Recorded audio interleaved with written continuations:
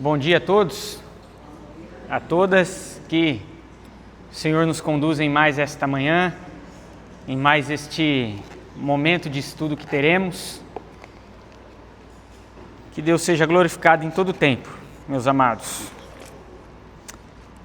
Abramos as nossas Bíblias no livro de Apocalipse, capítulo 1, continuaremos aí a nossa caminhada a partir do versículo 9, hoje. A partir do versículo 9.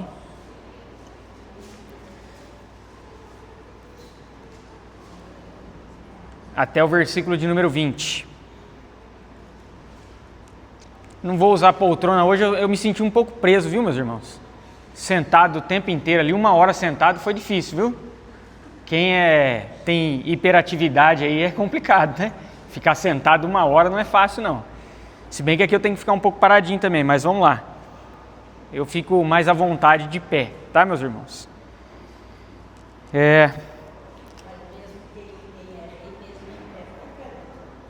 Oi? O que? Imagina. Dona Lucila. Joga o ego do pastor lá em cima, hein? Dona Lucila. Vocês estão me ouvindo bem? Aí? Felipe, tá ouvindo legal? Glaucia, aí, tudo bem? Gente, beleza. Acompanhe a leitura então a partir do versículo 9 até o de número 20, meus irmãos. Eu, João, irmão vosso e companheiro na tribulação, no reino e na perseverança em Jesus, achei-me na ilha chamada Patmos, por causa da palavra de Deus e do testemunho de Jesus. Achei-me em espírito no dia do Senhor e ouvi por detrás de mim grande voz, como de trombeta, dizendo: o que vês, escreve em livro e manda às 7 igrejas, Éfeso, Esmirna, Pérgamo, Tiatira, Sardes, Filadélfia e Laodiceia. Voltei-me para ver quem falava comigo, e voltado, vi 7 candeeiros de ouro, e no meio dos candeeiros, um semelhante a filho de homem, com vestes talares, e cingido à altura do peito com uma cinta de ouro. A sua cabeça e cabelos eram brancos como a alva lã, como neve, os olhos como chama de fogo, os pés semelhantes ao bronze polido, como que refinado numa fornalha, a voz como voz de muitas águas. Tinha na mão direita 7 estrelas, e da boca saía-lhe uma afiada espada de 2 gumes. O seu rosto brilhava como o sol na sua força. Quando vi, caí a seus pés como morto. Porém, ele pôs sobre mim a mão direita, dizendo: não temas, eu sou o primeiro e o último, e aquele que vive. Estive morto, mas eis que estou vivo pelos séculos dos séculos e tenho as chaves da morte e do inferno. Escreve, pois, as coisas que viste, e as que são, e as que hão de acontecer depois destas. Quanto ao mistério das 7 estrelas que viste na minha mão direita, e aos 7 candeeiros de ouro, as 7 estrelas são os anjos das 7 igrejas, e os 7 candeeiros são as 7 igrejas. Até aqui, meus amados, vamos ter mais um tempo de oração, clamando aí ao poder do Espírito Santo que nos ilumine, para que possamos compreender a mensagem dele. Senhor, nós te louvamos, te engrandecemos nessa hora e pedimos a ação poderosa do teu Santo Espírito sobre nós, nos iluminando e inspirando para que possamos compreender a mensagem da parte do Senhor, a revelação da parte do Senhor para a condução da sua igreja, Deus. É em nome de Cristo Jesus que nós oramos e agradecemos a Ti, Deus. Amém. Bom,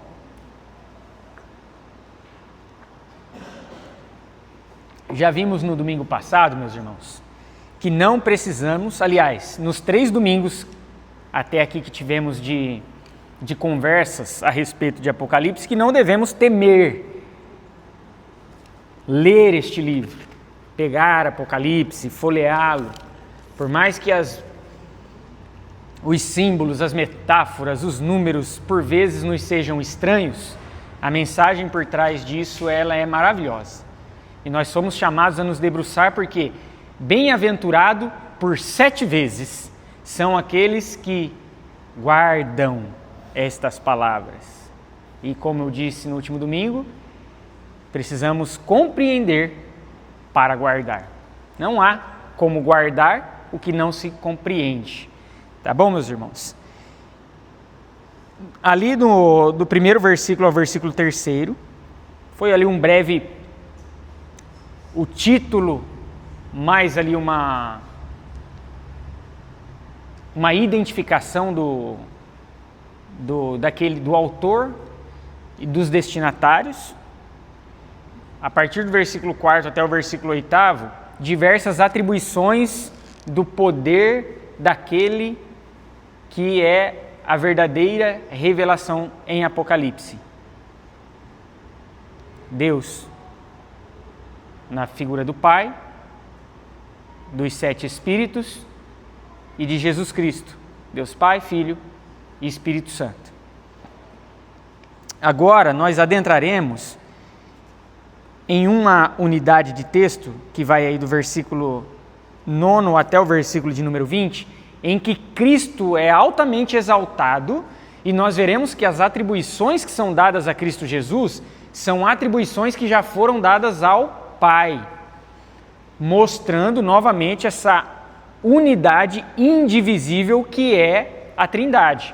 Embora pessoas diferentes, Pai, Filho e Espírito Santo, uma única divindade com mesma dignidade, mesmo poder, mesma soberania, mesmo domínio, incomparável, e nós perceberemos isso, porque João, quando ele traz essas atribuições aqui para Jesus Cristo, o Cristo ressurreto, aquele cuja voz é como de muitas águas, poderosa, voz como de trombeta, nós veremos que João, ele está olhando para o Antigo Testamento e trazendo símbolos que já haviam sido dados, atribuídos, revelados ali, indicando a Deus, o Pai, especialmente em Daniel, que nós teremos aí alguns textos em que faremos estes links.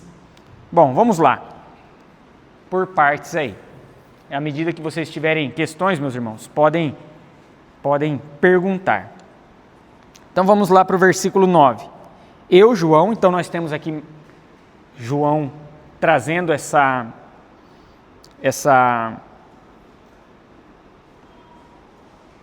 nomeação de ele sendo aquele que vê e aquele que tem a responsabilidade dada por Jesus de escrever e de repassar a mensagem.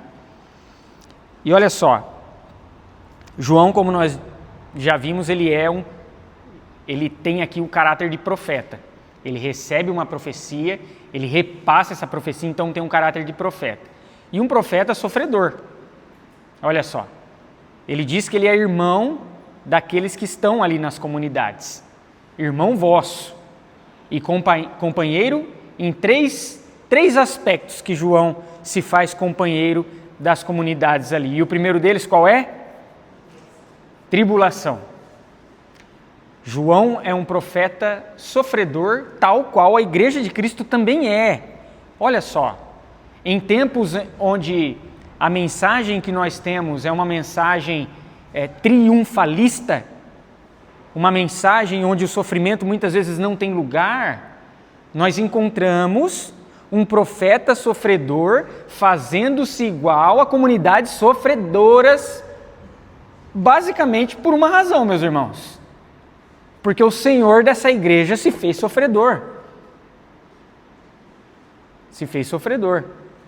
Deus encarnou-se na pessoa do Filho, em Jesus Cristo, e como Jesus Cristo foi sofredor. Sofredor. Mas também no reino, companheiro no reino e na perseverança. Olha só, na continuidade. A tribulação que gera perseverança A perseverança que gerará esperança. Tudo isso em Jesus Cristo. Então ele é companheiro na tribulação, no reino e na perseverança em Jesus. Isso é o principal. Em Jesus. Se nós somos sofredores em Jesus, meus irmãos, está tudo certo. Está tudo certo. Porque no final das contas, a tribulação não passará de uma fagulha diante da maravilha que experimentaremos ao termos a pessoa do Cordeiro fisicamente junto conosco na Nova Jerusalém. Achei-me na ilha chamada Patmos. Essa é a única informação que nós temos. E aí, existem estudiosos que vão tentar encontrar a razão pela qual João está na ilha de Patmos. E por muito, nós temos estudiosos dizendo que João foi exilado e estava preso. Exilado ele estava, obviamente, de alguma forma ou de outra. Mas que ele estivesse preso. Mas não se há indícios de que João foi preso lá. A informação que nós temos é que ele se acha na ilha de Patmos por causa do quê?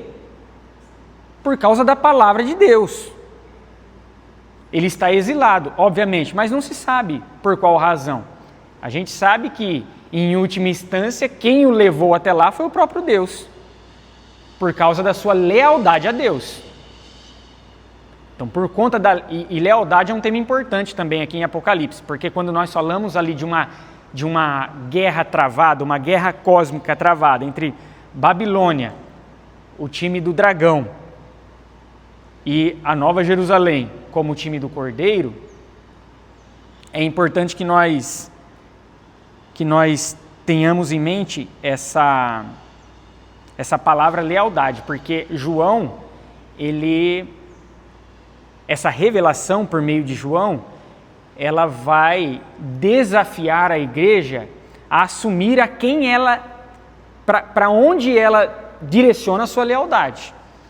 Se ela direciona a sua lealdade para a Babilônia, para o time do dragão, ou se ela direciona a sua lealdade à Nova Jerusalém, ao Cordeiro. Então, lealdade, dominação, soberania, são temas muito importantes quando nós nos deparamos com o livro de Apocalipse. O fato é que ele se encontra nessa ilha, que ficava ali na região sudoeste da Ásia Menor. Nós temos a Ásia Menor, parte ocidental do que hoje nós temos a Turquia, um pouco ali para baixo, afastada ali, nós temos a ilha de Patmos. De fato, independentemente da razão pela qual João se encontrava ali, o fato é que ele estava exilado. Humanamente falando, João não desfrutava de paz. Humanamente falando, João não desfrutava de tranquilidade. Até porque era uma cidade altamente afastada. Veja só como servos do Senhor, inclusive profetas, pessoas que Deus deu uma tarefa especial e maravilhosa, sofrem, meus irmãos. O sofrimento não é característica, pode ser que seja, mas não é, não se crava o martelo, aquele que sofre em razão de sua falta de fé, em razão da sua falta de relacionamento com Cristo. Então, porque as coisas não estão indo bem, porque nós estamos sofrendo, porque nós estamos passando por tribulações, significa que eu não tenho fé o suficiente? E, de fato, nós nunca teremos fé o suficiente, tá, meus irmãos? A nossa fé oscila, a nossa fé derrapa e ela está em construção. Nós estamos estudando isso no Evangelho de João. Os discípulos, mesmo estando bem pertinho de Cristo Jesus, são desafiados diversas vezes a permanecer crendo. Inclusive, o objetivo de João é para que permaneçam em Cristo, permaneçam crendo. A fé é uma construção, mas o sofrimento não é por conta única e exclusivamente, não é porque se há a tribulação que ela deriva de uma falta de fé. Jó, exatamente. Jó era reto e se desviava do mal. enfrentou diversas provas, né, meus irmãos? Então não caiamos nessas mensagens que venham reforçar, porque isso só traz peso para as nossas vidas. Eu estou passando por sofrimento. Aí você se culpa, você coloca um fardo, o fardo que Cristo carregou, que é o fardo da culpa, o fardo que Cristo levou na cruz, a gente tira da cruz e coloca nas nossas costas. Cristo já nos livrou dessa culpa, meus irmãos. Obviamente que há consequências que nós enfrentamos aqui, mas quando nós falamos dessa demasiada culpa, desse fardo tão pesado, Cristo já o levou. Bom? Ele se acha na ilha de Patmos por causa da palavra de Deus e do testemunho de Jesus, por causa da lealdade dele a Jesus. Quem é leal a Jesus é uma ameaça à Babilônia. João era uma ameaça à Babilônia. Os fiéis das igrejas eram uma ameaça à Babilônia. Por quê? Porque eram leais ao Cordeiro. E a Babilônia quer lealdade a si. E aqui, novamente, entendemos que Babilônia no primeiro século, aqui em João, é a representação da cidade de Roma, do Império Romano. Sermos leais a Cristo nos nossos tempos é também sermos estranhos à Babilônia do nosso tempo. Porque a Babilônia do nosso tempo, ela quer a nossa lealdade. Ela quer que nós descansemos nela. Ela oferece. Existe Babilônia ao nosso redor. Nós, a partir do livro de Apocalipse, somos chamados a perceber o que é essa Babilônia. Como ela se personifica, como ela se encarna, para que nós possamos compreendê-la e não entregar a nossa lealdade a ela. Entregar a nossa lealdade, continuar entregando a nossa lealdade ao Cordeiro. Então ele se acha se acha exilado, não experimentando de paz e de tranquilidade por conta da lealdade em Cristo. Se tudo está muito bem, meus irmãos, se nós vivemos assim tudo muito tranquilamente, não há nenhum conflito, confronto, tem alguma coisa errada, meus irmãos.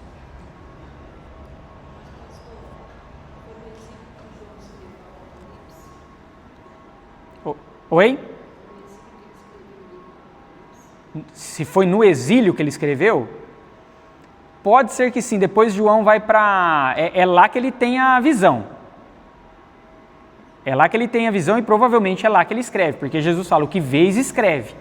Depois ele vai, do finalzinho do Império de Domiciano, João ele volta para a região de Éfeso, que era bem próxima ali à ilha de Patmos. Mas é provavelmente dali, porque Jesus, a partir da visão, diz, o que vês, escreve, e ele tem a visão ali. Ele se acha na ilha de Patmos, ele se acha em espírito, como continua, esse aspecto do esplendor da visão, e ali ele precisa, então, obedecer essa ordem que é repetida 2 vezes. É repetida aqui no versículo 11, e depois é repetida lá no...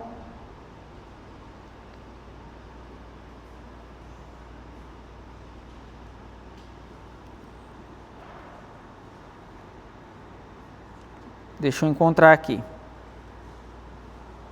19. Escreve, pois, as coisas que viste. Então, provavelmente ali sim. Tá? Depois, não é ali que João fica até o fim. Ele vai para Éfeso depois. Ele é transportado, levado para Éfeso depois. Fala, meu irmão. Eu conversei com um amigo meu, pastor. Esses seus amigos pastor, hein? Esses seus amigos pastor aí, hein? Eu perguntei para ele se ele tinha alguma perseguição, alguma coisa assim. Ele falou, não tem nada, eu vivo tranquilo. Aí eu fiquei pensando, se o cristão vive tranquilo, alguma coisa está errada. Depende do que... assim, porque ele pode ter entendido isso, em termos de perseguição. Depende da forma como ele entendeu isso. Aí ele pode falar, não, estou tranquilo, tá tudo bem. Né? Se você perguntar para mim, você sofre perseguição por alguma questão, pode ser que aí é uma questão específica e eu fale para você, não. Mas, de fato, a nossa vida ela nunca experimentará de plena tranquilidade, porque a gente sempre está alerta. Apocalipse fala de um senso de urgência e de alerta, de sempre estar alertando, de sempre estar proclamando, de sempre estar vivendo as realidades que se vê na Nova Jerusalém aqui na Babilônia. Isso é uma mensagem muito importante. Estava lendo ali o texto de um dos estudiosos que eu tomo como referência, e ele diz que uma das razões de Apocalipse ali João, ele a partir do versículo 4, ele é levado aos céus para ter aquela visão de lá de cima, de toda aquela esfera transcendente, mas que tudo aquilo que João vê ali, e toda aquela expectativa de vida ali, ela se percebe maravilhosamente, mas ela não é deixada lá. Depois ele é transportado novamente para a terra, e ele precisa viver aqui na terra, ou seja, na Babilônia, as expectativas que ele viu no mundo transcendente, maravilhoso do trono. Tá? Então, de uma forma ou de outra, sempre seremos confrontados. Nunca há paz completamente, porque os valores do mundo, da Babilônia, são opostos aos valores do reino. Não tem jeito. Não se coadunam, não se vinculam, não se unem. Eles são como ali opostos do ímã, né? O ímã, se você vira ele assim, ele não chega perto de jeito nenhum. O sistema do mundo e o sistema dos valores e os valores de Deus são opostos nesse sentido. Fala, meu irmão.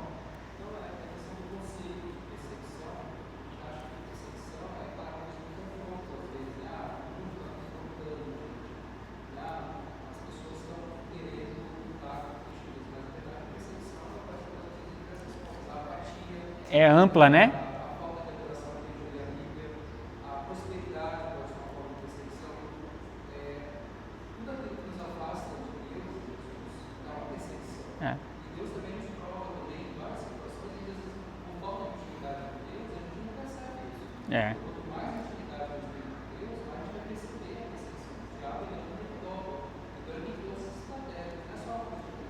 Não, exatamente. Por exemplo, a prosperidade. A prosperidade, ela oferece o que para nós?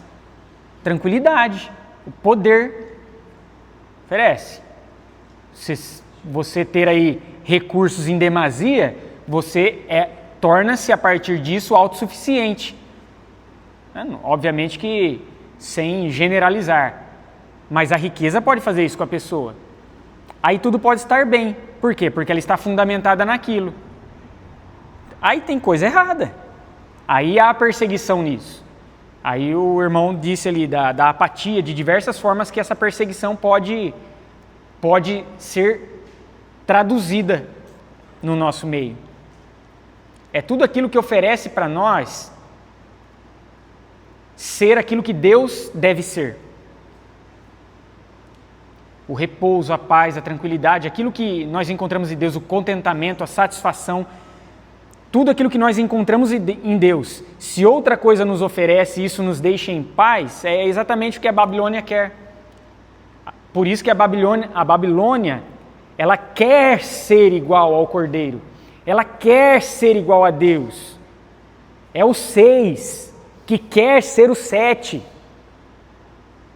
Então ela vai oferecer ou enganar, dizendo oferecer tudo aquilo que nós encontramos em Deus. Prazer, satisfação, contentamento, suficiência nele, descanso nele, paz nele.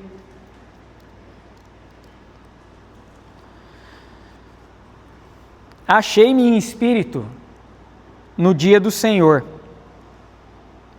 Aqui provavelmente dia do Senhor refere-se ao domingo, por conta da ênfase dessa unidade. Qual é a grande ênfase dessa unidade de texto? Que vai do versículo 9 até o versículo 20. O Cordeiro vivo. O Cordeiro que ressuscitou. Então essa é a grande ênfase da unidade. O Cristo glorificado. E Cristo ressuscitou no dia de domingo. Então provavelmente esse dia do Senhor faz aí a menção do dia do domingo mesmo.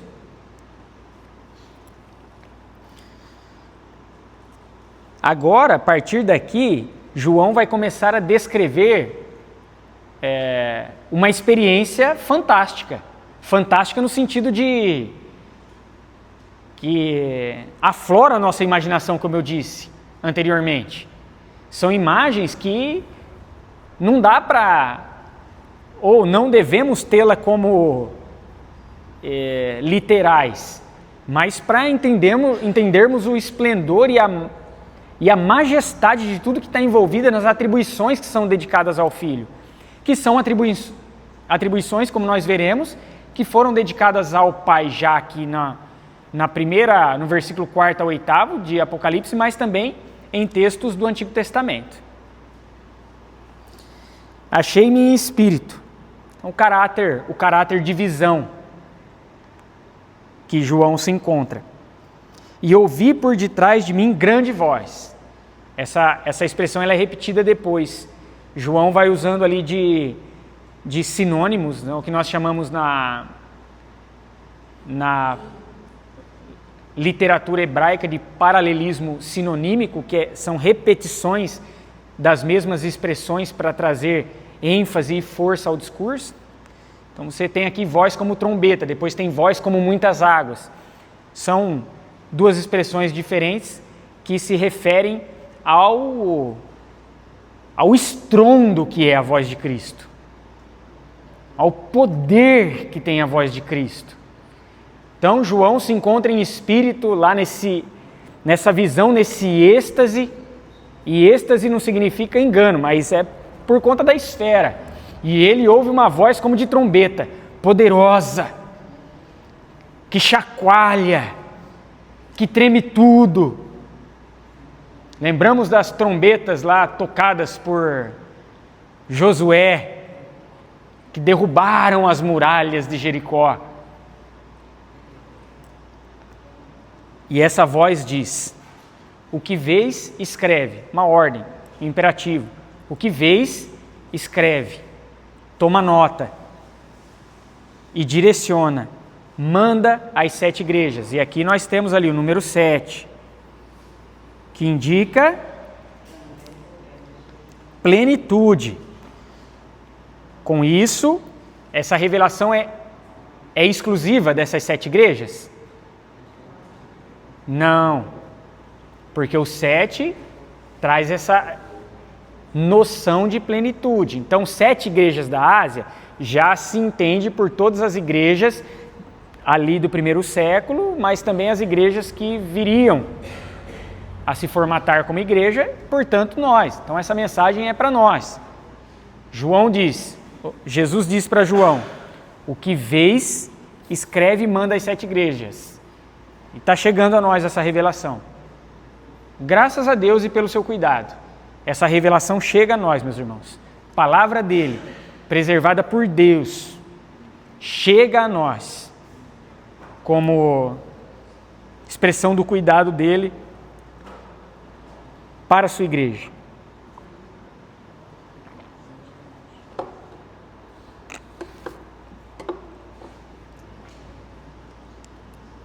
Então, 7 é o número da plenitude. Sempre tenham isso em mente. Algumas vezes esse 7 é declarado ali, por exemplo, as 7 igrejas, as 7 estrelas. A expressão 7 já é declarada, mas muitas vezes algumas expressões são repetidas 7 vezes durante todo o texto. Por exemplo, as bem-aventuranças são repetidas 7 vezes, algumas expressões de majestade a Deus são repetidas 7 vezes, tá? Então nós compreendemos assim.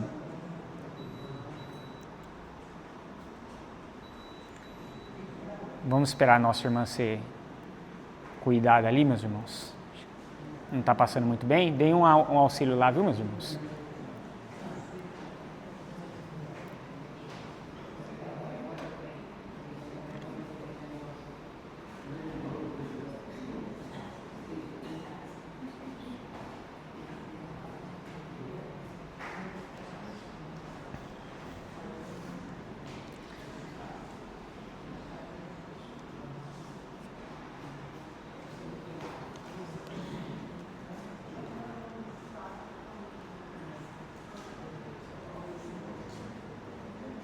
Vamos orar nessa hora pela vida da nossa irmã? Vamos, fechem os seus olhos. Vamos orar nesse momento. Senhor, nós nos colocamos diante de Ti, Deus, e pedimos que o Senhor esteja com a nossa querida irmã nessa hora e que esse mal-estar não seja nada demais, Deus. Que de fato ele possa passar, seja passageiro, que ela tenha ali o cuidado necessário em nome de Cristo Jesus. Retira, pelo poder do Teu Santo Espírito, nesse momento, Deus, pelo Seu poder, retira esse mal-estar da mente, do coração, do físico da nossa irmã, Deus, e a recomponha completamente, Deus. Nós pedimos encarecidamente isso ao Senhor, pelo poder do Seu Santo Espírito, Deus. Em nome de Cristo Jesus é que nós oramos e agradecemos a Ti, Deus. Amém, Senhor. Vamos voltar aqui então, meus queridos. E aqui tem o direcionamento às 7 igrejas. Então, a nomeação das 7 igrejas, que de fato não se limita a elas, perpassa a realidade. Mas indica também que há um... Por que é importante esse endereçamento? Porque mostra que o livro de Apocalipse também... A revelação vem tratar de questões pontuais, contextuais, históricas ali. Problemas que estavam sendo enfrentados ali. Para que nós não tenhamos aquela percepção apenas de especulação, de olhar para Apocalipse apenas como algo preditivo. Não, Apocalipse como uma profecia, nos termos do Antigo Testamento, é olhar para a realidade presente e a partir do desvio que se foi feito da lei de Deus, perceber o pecado, perceber o engano, perceber a mentira e o erro e retornar, colocar a nossa lealdade diante do Cordeiro para que então possamos experimentar ali da vitória. Então é importante que também exista esse aspecto da temporalidade. Foi destinado a igrejas reais, com problemas reais. Então, também, embora seja um texto apocalíptico, uma profecia, ela tem um cunho altamente pastoral. O que é cunho pastoral? É um olhar para a comunidade em percepção aos seus possíveis equívocos para que ela seja realinhada, para que ela seja chamada ao arrependimento. Cuidado pastoral, olhar para os nossos enganos, percebê-los, arrepender-nos para então continuar declarando a nossa lealdade ao Cordeiro. Tá bom? Por isso que não deve... Exatamente, por isso que não deve ser temido.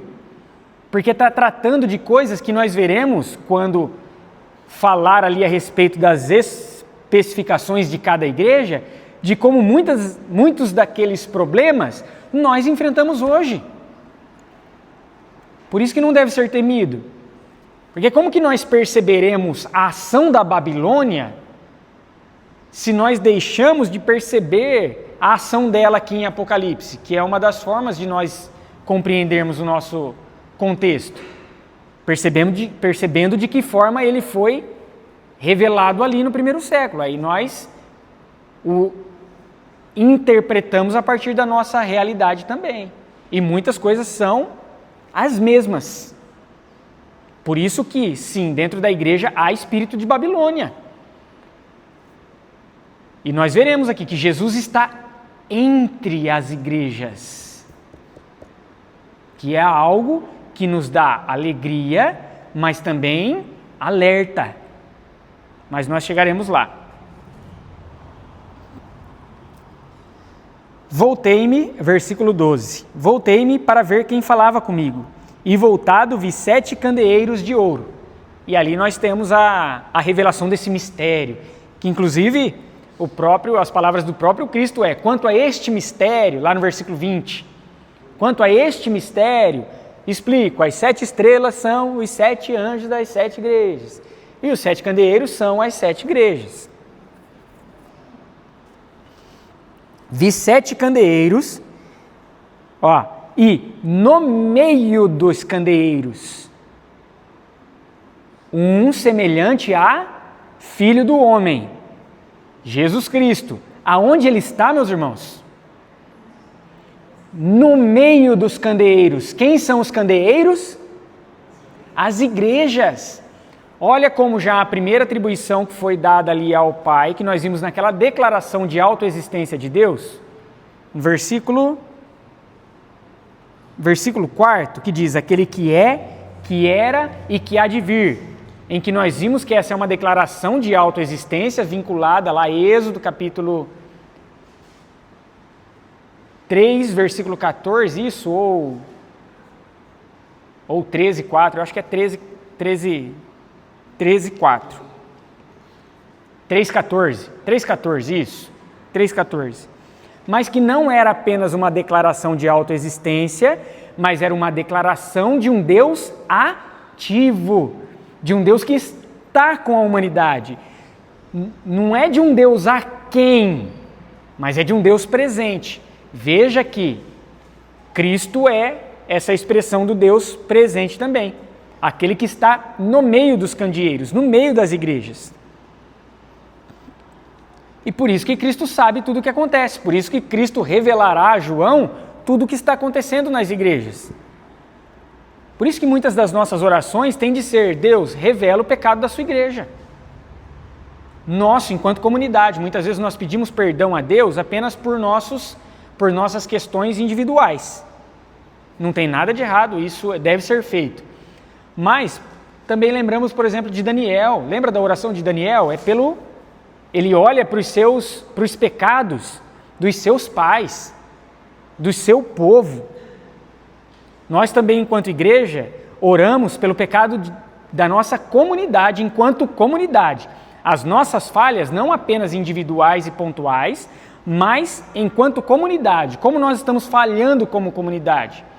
E sim, se nós orarmos, Deus, por meio da ação do Espírito Santo, por conta do sacrifício vicário de Cristo Jesus, nos revelará, porque Ele está no meio da igreja. Então, se você não quer ser confrontado, não ore para Cristo revelar os nossos pecados de estimação. Mas se você quer ser confrontado, mas realinhado abençoadamente, abençoadoramente. Na hora que enrosca, hein? Ainda bem que a dona Lucila não escutou isso aí. É verdade, né, dona Lucila? Abençoadora.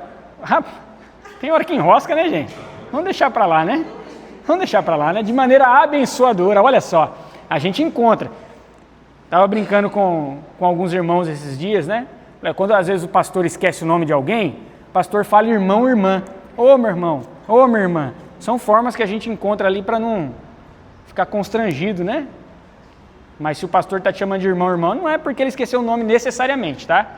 É uma forma de carinho também, né? João não é irmão vosso na tribulação, reino e perseverança? Então tá tudo certo.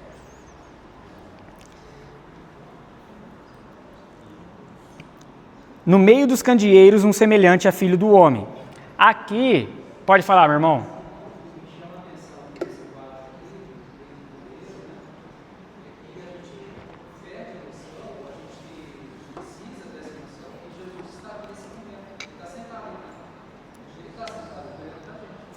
É? Sim.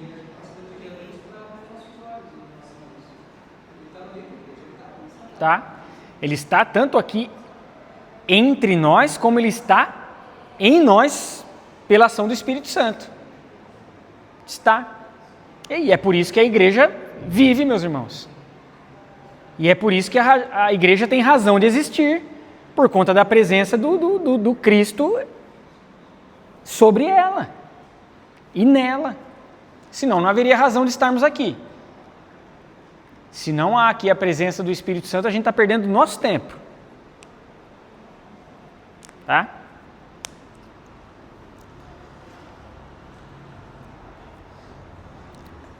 Filho do homem. Nós temos aqui, olha a atribuição, um semelhante a filho do homem, que é lá já um olhar para o profeta Daniel, capítulo 7,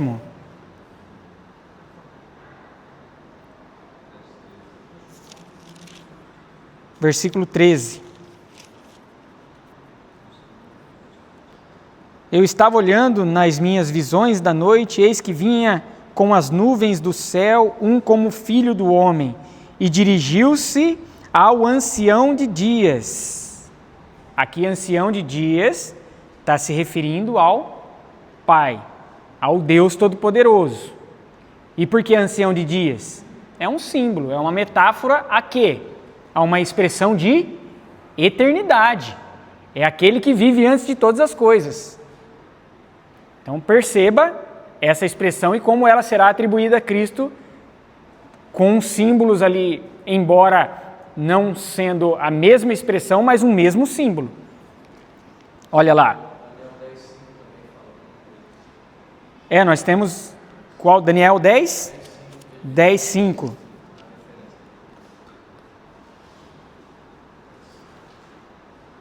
Isso, levantei os olhos e olhei, e eis que um homem vestido de linho, fala desse esplendor da forma como ele se vestia, cujos ombros estavam cingidos de ouro puro. A literatura de Daniel 7 até 12, capítulo 7 até o 12, é uma linguagem, é uma literatura apocalíptica. Aí a gente tem medo de ler Apocalipse e não tem medo de ler Daniel. Mas olha só como o olhar de João também como autor e Jesus, olha só, quando Jesus revela a sua palavra, e isso para com todas as escrituras, nós não acreditamos naquela revelação literal, eu não sei se essa é a expressão correta dentro da teologia, mas que, por exemplo, o Espírito Santo foi sussurrando palavra por palavra.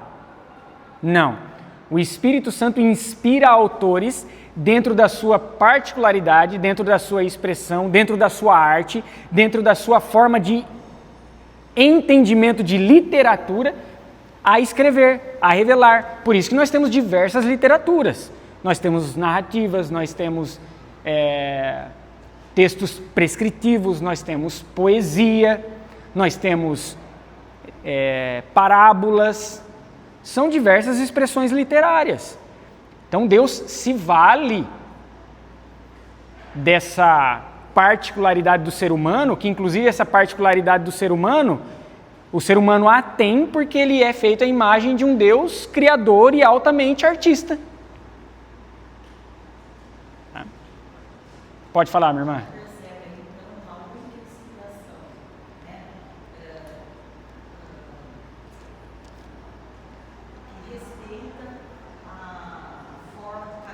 Isso,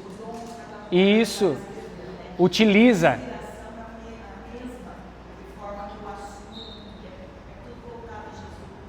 Tem uma centralidade, é um assunto central. Diversas maneiras de se escrever, de expressar a arte, a literatura, mas com um único assunto. Uma mesma história.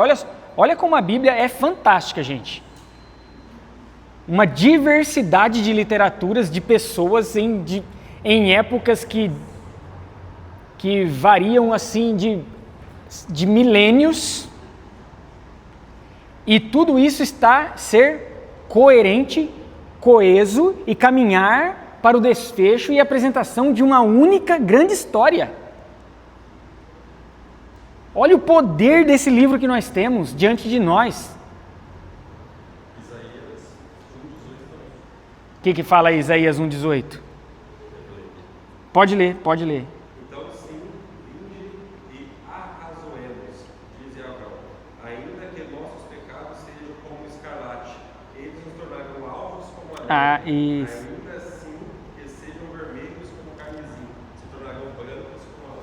Isso, falando da purificação. É a linguagem, é a arte, é a forma, isso é poesia. Está falando que nossos pecados se tornarão neve? Não, mas é uma forma poética de se referir. Serão tão limpos, tão brancos. Aquilo que era tão carmesim, tão vermelho, tão estridente, tornará-se altamente puro. Linguagem poética e maravilhosa, né, meus irmãos? Maravilhosa. Então João olha para Daniel, começa a traçar esse paralelo que nós temos ali a respeito desse filho do homem, e ele vai repetir outras expressões. Olha lá, com vestes talares. Vestes talares é uma referência às vestes sacerdotais, as vestes usadas pelos sacerdotes. Qual era o ofício do sacerdote, ou qual era a responsabilidade do ofício sacerdotal? Ser o mediador entre Deus e os homens, mostrando que esse filho do homem, ele é o pleno mediador. Ele é o único e suficiente mediador, não há outro que não ele. Refere-se a esse ofício sacerdotal de Cristo Jesus, porque Jesus ele traz para si os 3 grandes ofícios que nós temos, olhando para o Antigo Testamento. Quais eram os 3 grandes ofícios que nós temos? Sacerdote, profeta e rei. Eram os 3 ofícios pelos quais o Espírito Santo agia diretamente, porque a ação do Espírito Santo no Antigo Testamento era diferente da forma como nós percebemos no Novo Testamento. No Novo Testamento ele é derramado de maneira abundante. Não que no Antigo Testamento era só direcionado a essas 3 figuras.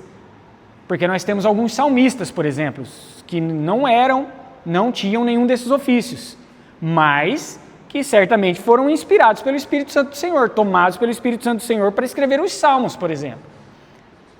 Mas não era da maneira tão abundante e plena como nós temos a partir do Pentecostes. Mas, basicamente, o Espírito Santo agia nestes 3 ofícios de maneira assim intensa. Sacerdote, rei, profeta. Jesus é a plenitude desses 3 ofícios. Jesus é o pleno mediador entre Deus e os homens, aquele que quebra a barreira, aquele que no seu batismo tem os céus sendo estraçalhados e o Espírito descendo, mostrando que agora não há divisão entre o humano e o transcendente. Jesus também é aquele que é o rei de todos os reis, ele é o soberano das nações, como nós veremos aqui, ele é o que domina, e ele também é o profeta, é aquele que é a própria palavra encarnada, o verbo encarnado. A manifestação do Deus invisível é Cristo Jesus. Fala, meu irmão.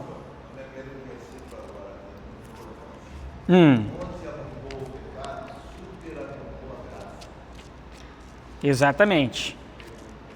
Onde era carmesim, ficou abundantemente branquinho, né? Que beleza. Bom demais. Então nós temos essa declaração, e aqui nós vamos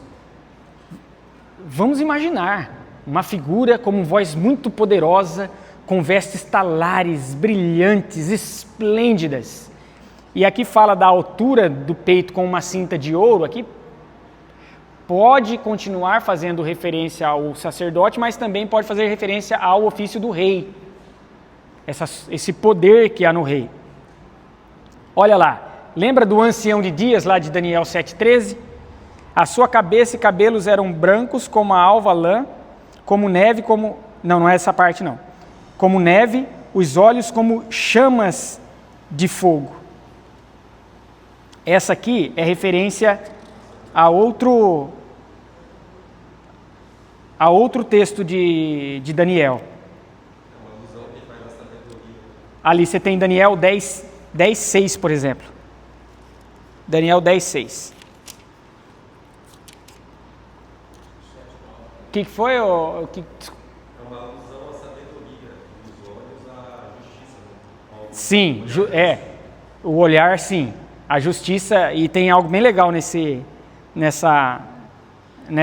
imagem, nesse símbolo. O cabelo branco só a sabedoria ou seria a eternidade? Cabelos brancos? Ancião de dias, é a eternidade. Também faz alusão a, eu disse que não era o texto, mas é sim. Cabelos brancos, cabeça e cabelos brancos indica, é um símbolo diferente com a mesma aplicação ali do ancião de dias. Porque aquele que tem os cabelos brancos é o ancião, é aquele que vive para além do tempo, é o mais antigo de todos. Então faz referência à eternidade. Então veja como a atribuição a Cristo Jesus são as mesmas atribuições dadas ao Pai, não apenas no Novo Testamento, mas olhando para Daniel, Antigo Testamento. E olha só, algo importante, não é um Deus menor. Jesus não é um outro Deus. Jesus é Deus, como o Pai. Quando baterem na porta da nossa casa, ela fala, não, Jesus é um Deus, mas é um Deus. É um Deus menor, é um Deus diferente. Uai, gente, não é possível que eu... Ou a Bíblia que eu tenho diante de mim está equivocada, não é possível. As mesmas atribuições a Jesus, o Deus Filho, foram atribuições dedicadas ao Pai, direcionadas ao Pai. Há atribuições de Cristo que o Pai não tem? Sim, por quê? Porque Cristo tem uma particularidade, que nem o Pai nem o Espírito Santo tem. Qual? Homem. Deus é Espírito, o Espírito Santo é Espírito. Mas todas as atribuições divinas que residem no Pai, residem no Filho e no Espírito Santo. Todas. É o mesmo Deus, é um único Deus. 3 pessoas diferentes. O Pai e o Filho, 3 formas de revelação, 3 formas de relacionamento, 3 formas de manifestação diferente. Uma única natureza, uma única essência, um único poder, uma única dignidade, uma única soberania, um único domínio. Que isso fique muito claro para nós. Pode falar, dona Lucila.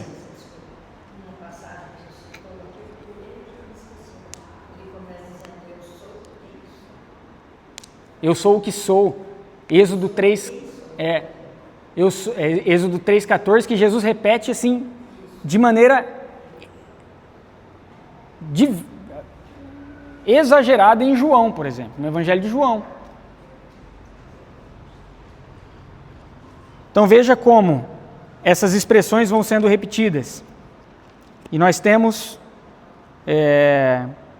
aquele que está no meio, e ele tem essas vestes talares, o ofício do sacerdote, também o cinto de ouro, pode fazer referência ali ao ofício do rei. Então ele é o único mediador e suficiente mediador entre Deus e os homens, não há outro, e também ele é soberano sobre tudo e todos. Sobre tudo e todos. Ele é rei, ainda que a pessoa declare, Cristo não é o meu rei, ele não deixa de ser. Se eu chegar aqui e falar, não, fulano não é meu presidente, vai adiantar o quê? Ele continua sendo presidente. Embora eu não me sinto representado, ok, mas ele continua sendo presidente, ele continua exercendo o ofício. Ou outra autoridade qualquer aí. Quanto mais o Deus que tem toda a autoridade. Ele não é o meu rei. Problema nosso. Isso não diminui em nada o reinado dele. Em nada. Então as imagens espetaculares vão sendo direcionadas aí a Cristo Jesus. Da eternidade, como nós vimos. Daniel 7, 9 também. 7, 9, é isso? Continuei olhando até que foram postos uns tronos, e o ancião de dias se assentou, sua veste era branca como a neve, os cabelos da cabeça, olha lá. Está vendo? O ancião de dias tem cabelos brancos como a neve. O que fala aí? É só para a gente ter noção, tá, gente? Toda a escritura vai se entrelaçando. Leia aí para a gente, Abner. Levantar-se reverentemente diante de uma cabeça com cabelos brancos.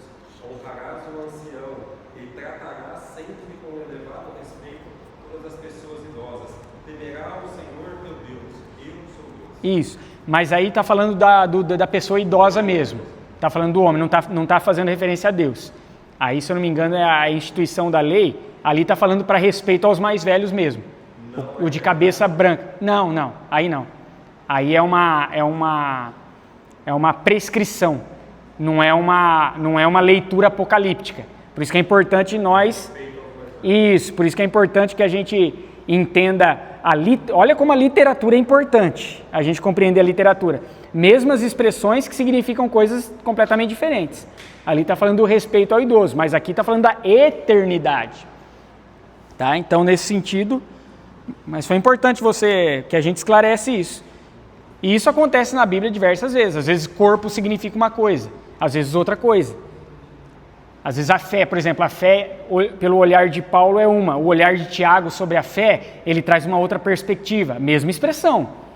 Por isso que no olhar da interpretação bíblica a gente precisa compreender a literatura e como ele está usando cada expressão. Diferentes conotações. E o que é maravilhoso. Fala, meu irmão.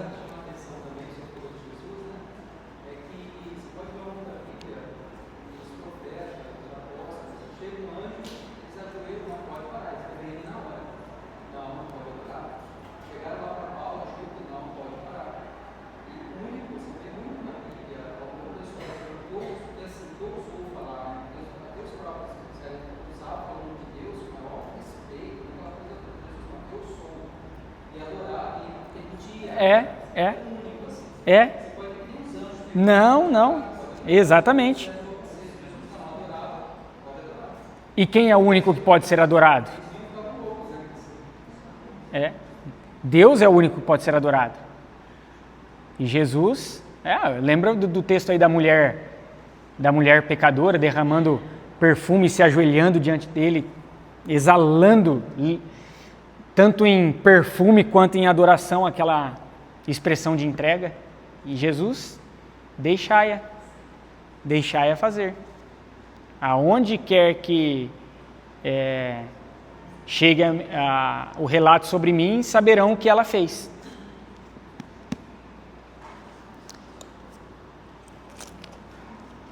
Cabeça e cabelos eram brancos como a alva lã, como neve, e olhos como de fogo. Olhos como de fogo, é Daniel 10, 6. Seu corpo era como berilo, seu rosto como um relâmpago, os seus olhos como tochas de fogo.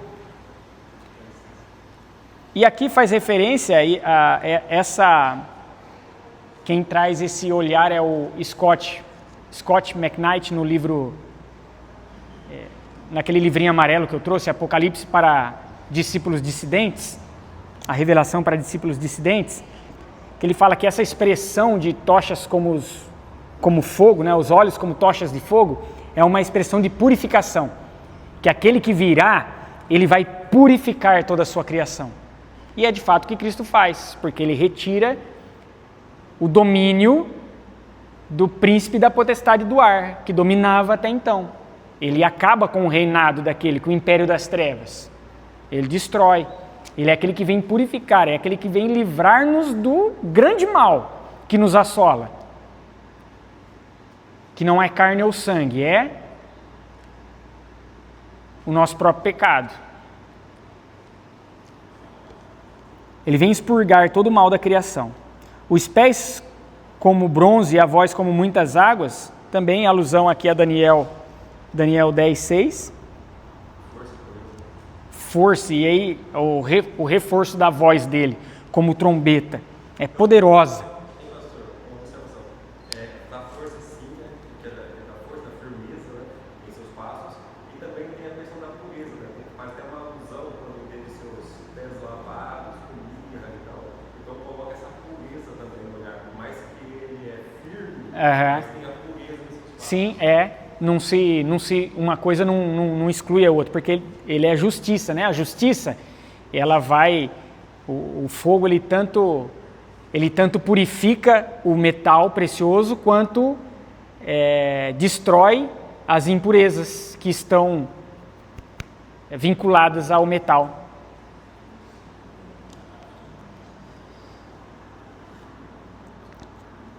Até aqui tudo bem? Tudo bem? Vamos lá. Tinha na mão direita 7 estrelas e da boca saía-lhe uma espada afiada de 2 gumes. É o caráter de juízo. Quando Jesus voltar, quando Deus voltar na pessoa do Filho novamente, haverá juízo. O juízo traz consigo tanto o acolhimento aos que são seus, mas também a condenação àqueles que rejeitam, aqueles que o perfuraram, como diz aí o versículo 7, todos quantos o traspassaram, aqueles que rejeitam. E olha só, da onde sai a espada afiada de 2 gumes? A arma de Jesus não é empunhada. A arma de Jesus sai de onde? Ela não é empunhada. Sai de onde? Por que a gente quer empunhar armas para convencer as pessoas a respeito do cristianismo? Estou falando a respeito de cristianismo, tá? Proclamação do reino. Não é outra coisa. Porque é o que outras religiões fazem. Querem forçar as pessoas a se vincular a elas por meio da violência, da opressão. Foi o que o cristianismo fez também. É só olhar aí as cruzadas. Tem outras razões, mas também essa. Infundir a religião por meio de um poderio militar, opressivo e violento, mas a espada de 2 gumes sai da boca. O que significa isso? É a palavra de Jesus a sua arma.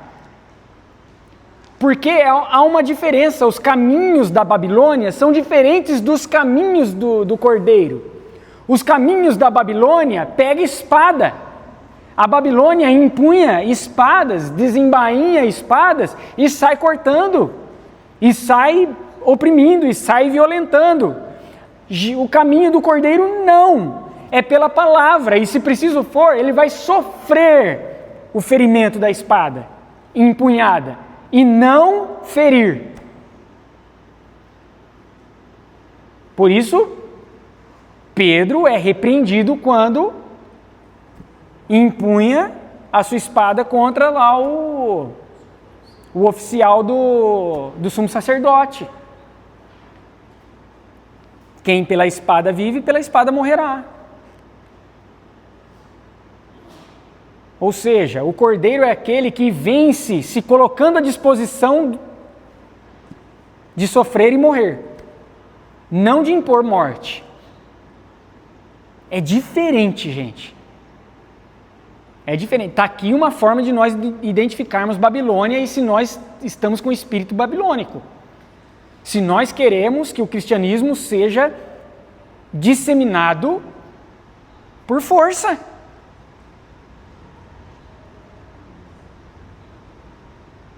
Não, de forma nenhuma. De forma nenhuma. É a palavra, a própria palavra que é proferida, ela vai condenar no final das contas. Nós lemos esses dias atrás, João, deixa eu pegar a referência aqui, João 12, 48. João 12, 48, no discurso de Jesus. Ele diz lá assim, ó, quem me rejeita e não recebe as minhas palavras, tem quem o julgue. A própria palavra que tenho proferido, essa o julgará no último dia.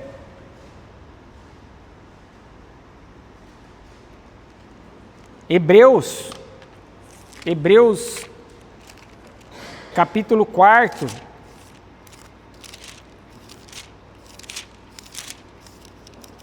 versículo 12.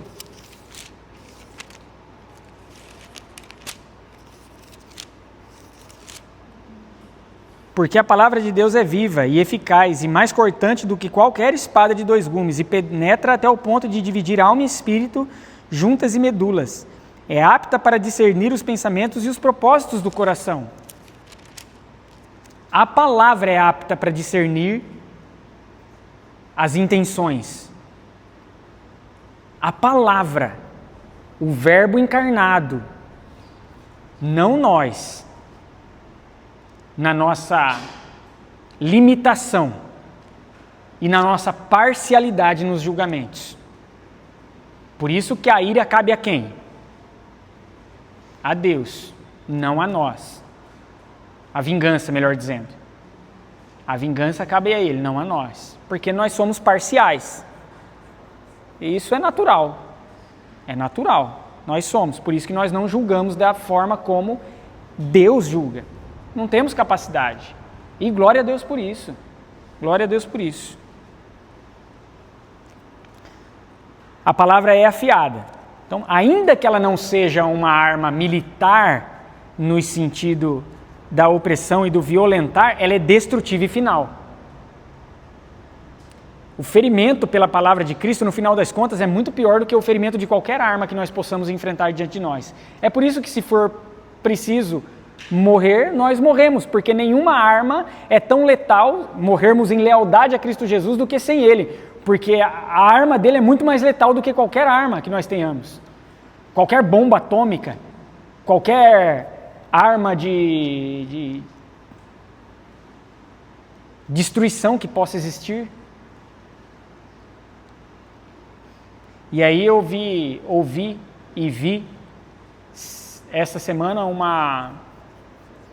um corte de um pastor Ed Renekiewicz, onde ele fala que ele não crê num Deus que é fogo consumidor.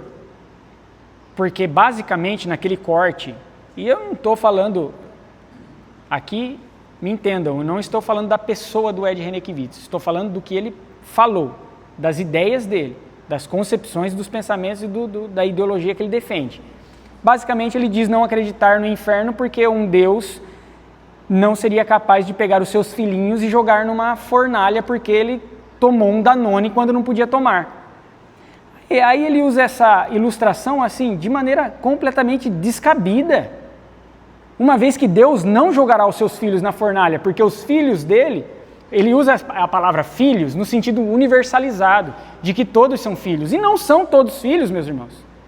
Filhos são aqueles que o Espírito Santo dominou. Romanos capítulo 8, versículo 12 a 17. O Espírito Senhor atesta com o nosso Espírito que nós somos filhos de Deus, adotados por Cristo Jesus. Estes não sofrerão condenação. Então ele usa de uma maneira apelativa, desconectada do que é o texto bíblico, não bíblica e apelativa. E ele é bom no que ele faz. Ele é um bom orador, ele é um bom pregador, no sentido de oratória, de comunicação.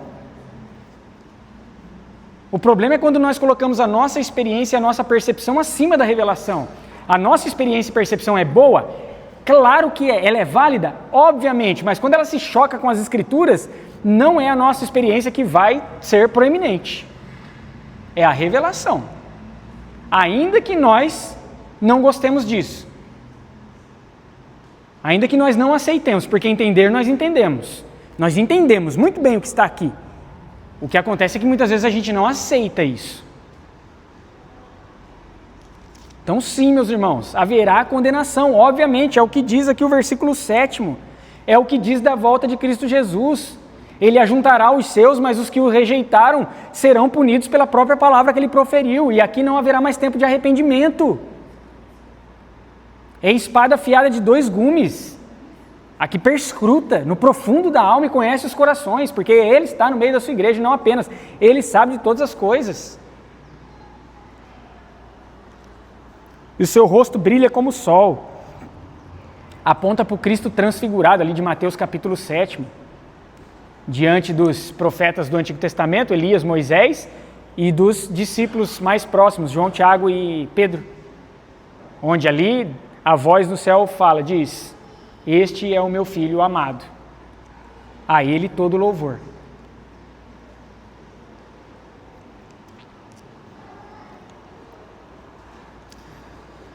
Quando vi, então toda essa imagem faz com que João, olha o êxtase que isso, olha o choque que isso causa em João, ele cai como morto, de tamanha majestade dessa imagem diante dele. Mas aí vem a mão do Cordeiro. Não tenha medo. Não tenha medo. Eu sou o primeiro e o último, Deus disse que Ele era quem? O Alfa e o Ômega, o Eterno, primeiro e último. Alfa, a primeira palavra do alfabeto grego. Ômega, a última palavra do alfabeto grego. Ele é o que não tem começo nem fim. E Jesus, quando diz eu sou o primeiro e o último, Ele está dizendo eu sou o Eterno. Se faz presente. João caiu como morto e Jesus está dizendo, calma, o que é eterno está aqui com você. Diante dos nossos medos, meus irmãos, a mão do Senhor vem como um abraço, os braços do Senhor vêm como um abraço dizendo, não temam, vocês vão sentir dores e angústias e tribulações, ok, mas o eterno está com vocês. O eterno está com vocês. E aí vai enfatizar a ressurreição de Cristo. É aquele que vive. Estive morto, mas ressuscitei. Cristo está vivo. Cristo é vivo hoje, meus irmãos. Cristo é real hoje a cada um de nós. Ele está aqui, como disse, em espírito. Haverá um tempo em que nós desfrutaremos com o Cristo corpóreo, na plenitude da Nova Jerusalém. Haverá, mas aqui experimentamos essa presença espiritualmente. Mas fala dessa soberania de Cristo Jesus. É aquele que tem, inclusive, as chaves da morte e do inferno. Se a gente pensa que Satanás é dono de alguma coisa, ele não é. Satanás não é nem... O diabo não é nem dono do inferno, gente. O diabo não tem domínio nem sobre a vida dele. E aí a gente vê cultos em que o diabo é colocado em mesmo patamar que Deus. O diabo é um coitado. É um coitado. A gente não precisa ter medo de desafiar o diabo nisso. Isso é um coitado. Um infeliz, um derrotado, um maldito, que não domina nem sobre a sua própria vida. Atenta contra a gente, atenta, mas não vence. Porque quem venceu foi o Cordeiro. Jesus domina sobre tudo, meus irmãos. Há uma frase de Abraham Kuyper que diz: não há 1 centímetro quadrado em toda a existência do universo o qual Cristo não possa clamar, é tudo meu. É tudo dele. E o inferno é dele também. E ele usa e tem o fim e o propósito para o uso do inferno. Tudo é dele, gente. Ele é soberano sobre tudo e todos. Olha só. Se nós estamos do lado desse que é soberano sobre tudo e todos, domina, é incomparável, é eterno, é poderoso, é imensurável, o que temeremos? Quem nos separará do amor de Cristo? Quem nos acusará? Romanos capítulo, eu marquei aqui, Romanos capítulo 11, se eu não me engano. Deixa eu ver se eu marquei aqui, mas não estou encontrando. Eu acredito que seja Romanos capítulo 11, que fala: quem o condenará? Quem condenará? Quem nos separará? Então, Cristo é dono de tudo e todos, meus irmãos. E novamente, no versículo 19, vem a ordem de repassar aquilo que está vendo, por meio da escrita, de coisas que são e de coisas que serão. É o iminente e é o futuro. Então tem aspectos futuros? Tem, mas tem um aspecto iminente. O conflito perto de acontecer. E por fim, Jesus esclarece ali o mistério das nomeações. As 7 estrelas e os 7 candeeiros. As 7 estrelas são os 7 anjos. E olha só, há basicamente duas interpretações a respeito do que sejam os 7 anjos. Alguns estudiosos vão dizer que são os 7 ministros, responsáveis por liderar as 7 igrejas. Há outros que vão dizer que são seres angelicais mesmos. E não há problema em entender que são seres angelicais. Eu, inclusive, acredito que sejam seres angelicais mesmo. Até por Fique em paz, viu, minha irmã? Não tem problema nenhum, tá? Fique em paz aí. A gente que precisa aprender a concentrar aqui. As crianças são crianças. Crianças são crianças. A gente que é adulto que a gente precisa concentrar, tá? Não há nada de errado em pensar que são seres angelicais. E eu, inclusive, acredito que sejam mesmo. Até pelo todo o linguajar e direcionamento simbólico aí de Apocalipse. Seres angelicais, os 7 anjos das 7 igrejas. E as 7 igrejas. Candeeiros, obviamente, é um símbolo que... O que faz um candelabro, um candeeiro? Ele servia de base para o quê? Iluminar. A igreja é aquela que deve ser essa base de iluminação daquele que tem o rosto que brilha mais forte do que o sol. Mais forte do que o sol. A igreja, então, reflete esse brilho daquele que tem esse rosto tão forte quanto o sol. Então, conclusão do primeiro capítulo, meus irmãos. Deus na pessoa do Pai, aquele que está no trono, dos 7 Espíritos, o Espírito Santo do Senhor que está sobre a sua igreja, está na sua igreja, e do Filho, é aquele que também mantém a sua presença maravilhosa e real. Jesus Cristo, nós não precisamos temer, porque Ele é poderoso, Ele é incomparável, Ele é dominador, Ele é soberano sobre tudo e todos, e dominador por meio do amor e do acolhimento aos seus, que sim, trará a condenação, mas aqueles que o perfuram em todos os tempos e épocas, não precisamos temer, não precisamos temer. Segunda coisa dessa nossa conclusão, Deus é um Deus ativo em sua criação. Ele é aquele que era, que é, que há de vir, que é ativo, autoexistente, age, e Ele está no meio da igreja, na pessoa ali do Filho do homem que está por entre a sua igreja. Ele há de vir corporeamente, plenamente na pessoa do Filho, e quando Ele vier, trará o reconhecimento daqueles que são seus e também a condenação daqueles que o rejeitam, e ali não haverá mais tempo. Logo, o desafio para nós, a partir do capítulo 1, que é essa construção para entrarmos aqui no capítulo 2, a dedicação ali ao conteúdo das 7 igrejas, nós somos desafiados a um senso de alegria, porque nós estamos com esse que é todo poderoso. E nada pode nos tirar do amor dele. Nada, absolutamente nada. Mas também um senso de alerta a reconhecer o espírito da Babilônia ao nosso redor, ou até mesmo em nós, para declararmos a nossa lealdade àquele que de fato devemos declarar e entregar lealdade. Os conflitos estão se intensificando. A Babilônia luta e tenta com todas as suas forças ser ou parecer ou se apresentar como Deus. Mas não é. A nossa lealdade. Apocalipse é um chamado. A quem nós entregaremos a nossa lealdade? Ao time do Cordeiro, da Nova Jerusalém? Ou ao time do dragão, criador da grande Babilônia? Que o Espírito Santo nos traga essa clareza e esse senso de alegria de que fazemos parte e de que nossa lealdade está aos pés da cruz, em Cristo Jesus, para a honra e glória dele. Alguma questão, meus irmãos? Alguma contribuição?